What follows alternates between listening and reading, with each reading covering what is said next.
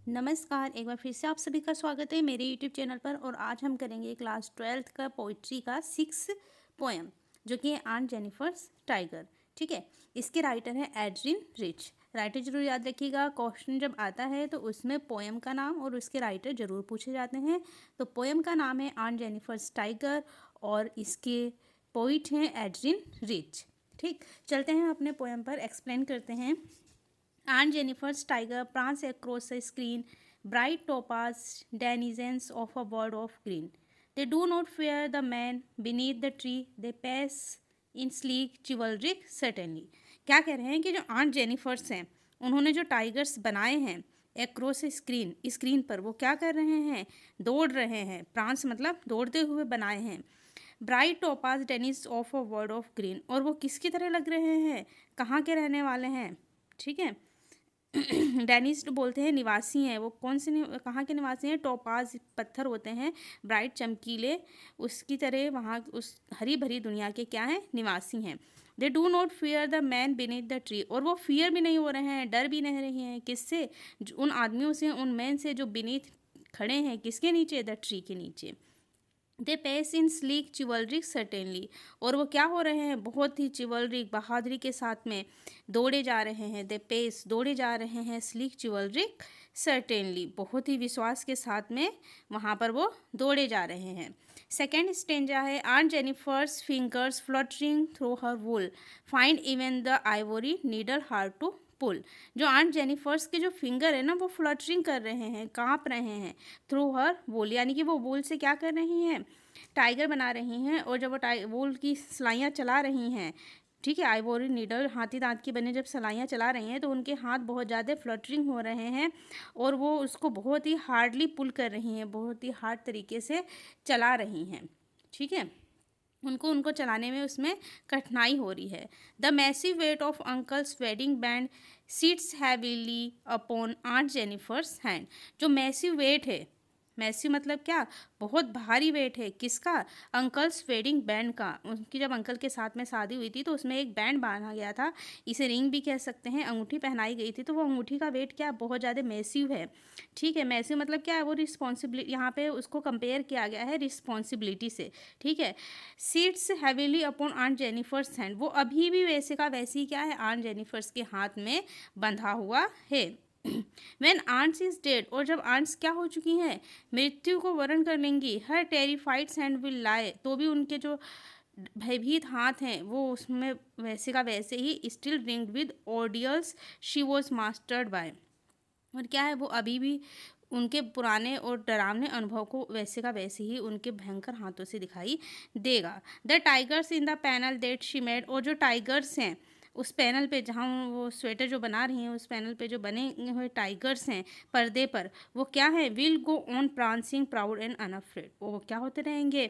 बिना किसी प्रांसिंग के, ठीक है, बिना किसी रोक टोक के, और बहुत ही प्राउडली और अनअफ्रेड, बिना डरे हुए वो वहाँ पर दौड़ते रहेंगे। ठीक है, तो ये आंट जेनिफर्स के स्टेंजा थे। 1 2 3 स्टेंजा हैं, और तीनों स्टेंजा जो हैं पेपर में आ चुके हैं। आप इन्हें ध्यान से देख लीजिएगा। पोइट और पोएम का नाम भी देख लीजिएगा। Aunt Jennifer's tiger, Adrienne Rich इसके क्या है? पोइट हैं। ठीक, तो ये रहा आपका स्टेंजा, और इसके साथ में मैं आपके इसके इम्पोर्टेंट क्वेश्चन आंसर बता देती हूँ। देखिए, फर्स्ट क्वेश्चन क्या है कि what is the theme of the poem aunt Jennifer's tigers? Women's suffering in married life, women's की सफरिंग जो कि किसमें है? मैरिड लाइफ में है, is the theme of the poem aunt Jennifer's tiger. वही क्या है? थीम है आंट जेनिफर्स टाइगर का। What do aunt Jennifer's tiger signify? Aunt Jennifer's के जो टाइगर हैं वो क्या सिग्निफाई करते हैं, किसकी तरफ संकेत करते हैं? तो